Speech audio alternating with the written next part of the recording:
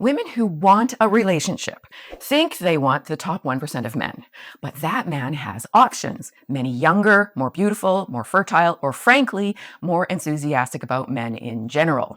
Plus, those men have high standards and you must keep meeting them. So, ladies, why would he choose you? And why would he stay? That is not criticism, it's just math. Real math, not girl math.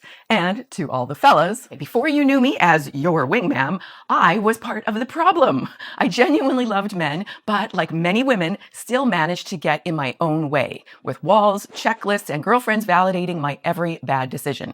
I had no idea. Today, I'm sharing the 10 things I wish I knew then, and what you will want every woman you care about to know today. Welcome back to Just the Tip. So women are conditioned by nature and nurture to be supportive of each other. And when it comes to male-female relationship dynamics, there is a kind of secret pact women expect of each other to be on each other's side no matter what, even when doing so is not in the best interest of that woman. If you believe in evolution, this is because women are physically smaller and weaker than men and less prone to aggressive violence. Prison statistics back that up. Women have historically needed each other to survive because being ostracized from the tribe was akin to a death sentence. That instinct still remains. Now, if you believe in God, then either God is a woman or he has a dark sense of humor, because that's just the way our divine creator made us. Either way, the result is the same. Women expect solidarity from each other and rarely call each other out on bad behavior, whether it's to do with men or anything else. Somewhere along the way, women started calling obesity body positivity, OnlyFans a career move, and contempt for men good feminism. And other women cheered us on, not out of malice, but because that's what solidarity looks like when it goes wrong. But is it actually making women happier? No. I used to think the same way, and it took me a long time to see that I was part of the problem, and that part of what was making it difficult was us, ladies. For example, when I ask women to name just 3 things they love about men, they look at me like I just suggested an obscenity. They are totally stumped and low-key angry. Ladies, if you cannot find one good thing to say about men, you will never find a good one. Not because they don't exist, but because you have made yourself blind to them. Women need to accept that. Number 1, good single men do exist. 2, society and social media is part of the problem. It's not entirely our fault, but men listening, stick with me because we are going to get to the accountability part. Number 3, yes, us ladies, we are part of the problem. 4, the wall exists for women. It sucks and it's true. 5, we won't get the Prince Charming we think we deserve, and that's good. 6, we are not damsels in distress, princesses, or queens. 7, testing a man is not the same as vetting him.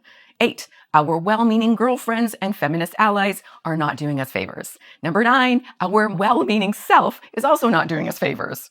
And 10, to change our dating life, we must change first. So tip number 1, there are good men out there, and no, they are not all taken.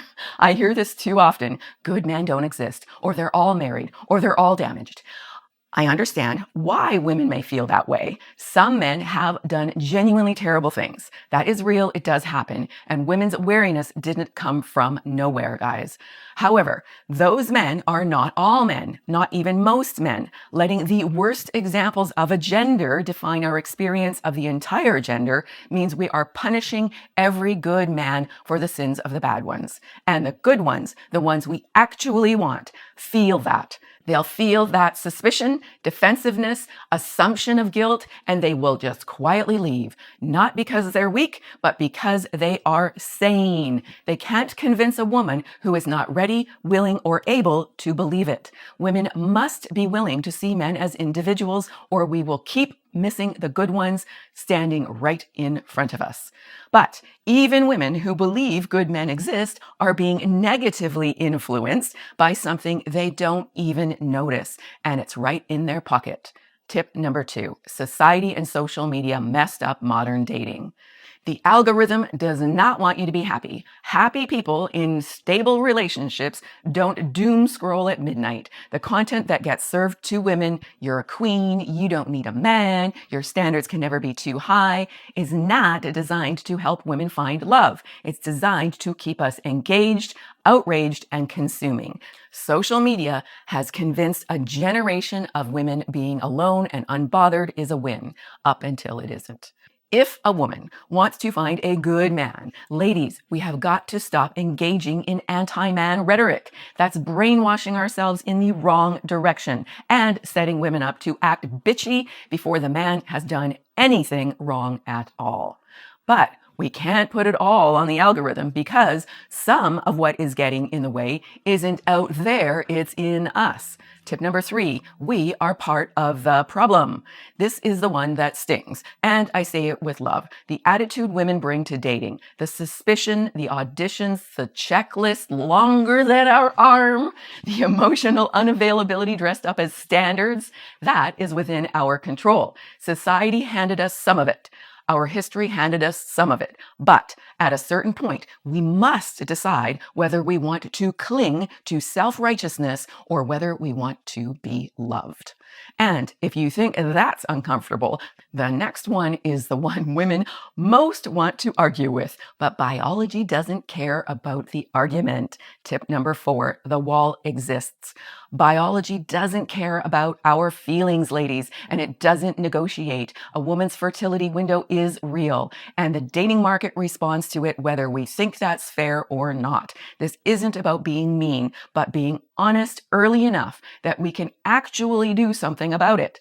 The women who refuse to hear this are the ones who wake up at 47 blindsided. You deserve to hear it sooner. And like it or not, young men going for cougars with loot can work for a good time, but not often for a long time. Demi Moore, J-Lo, if the hottest MILFs in Hollywood can't keep a minnow, how you gonna do it, ladies? Now, this next one is going to feel counterintuitive because everything we've been sold about romance points the other way.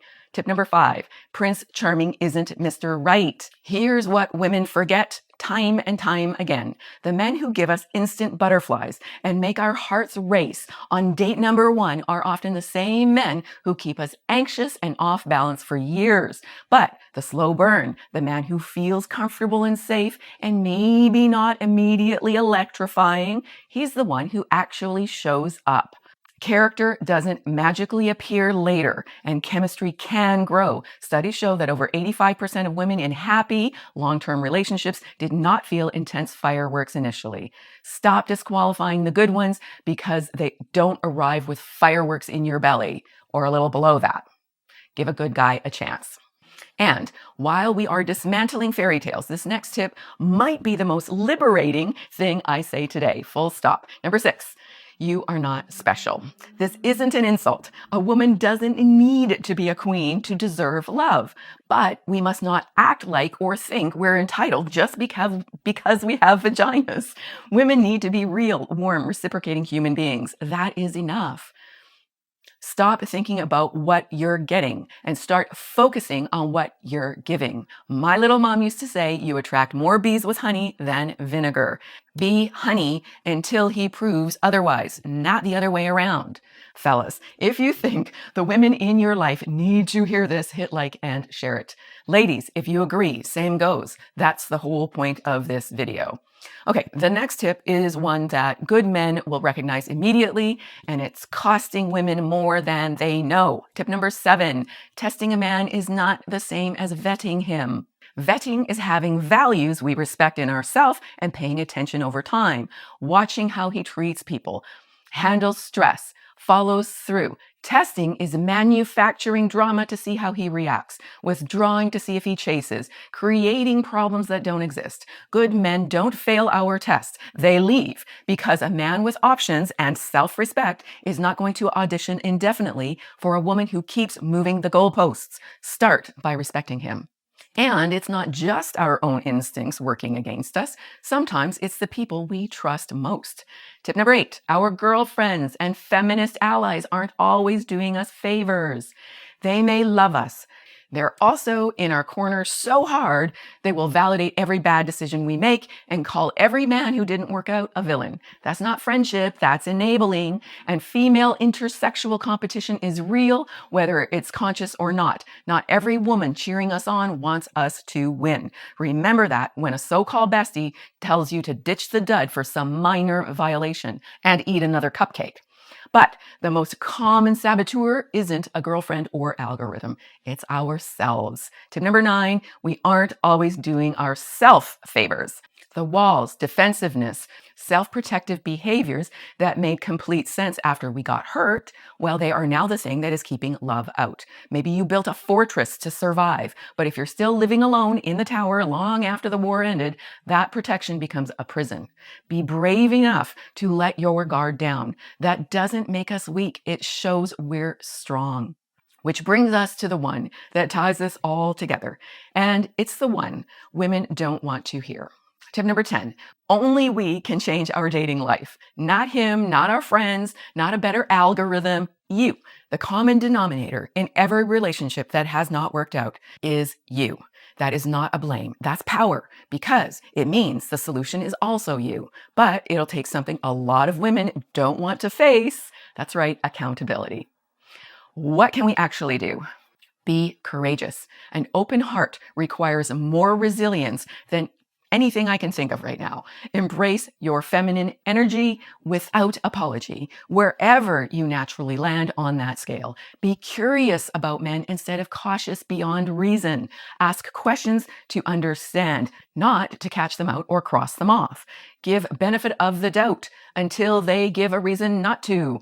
Understand that many men are wounded right now too, and a good man's walls don't mean bad intentions. Be patient and be the kind of energy that makes a man feel safe enough to show you how great he actually is. Because here's a hard truth. There are men out there who genuinely want to protect us, provide what they can for us, and try to make us happy. But if we meet all men with suspicion and a scorecard, we will never see the man meant for us. We will only ever see our fear reflected back at us. So let your guard down, ladies, not recklessly, but wisely. Men deserve it, and honestly, so do you. And fellas, remember that women are navigating real risks and real wounds, just like you. And grace goes both ways. Neither of you will close this divide without giving each other some room to be human. Figure out what you genuinely love about the opposite sex. Keep that front of mind. Trust it. Lead with it. You got this. Lots of love. Big hug and God bless.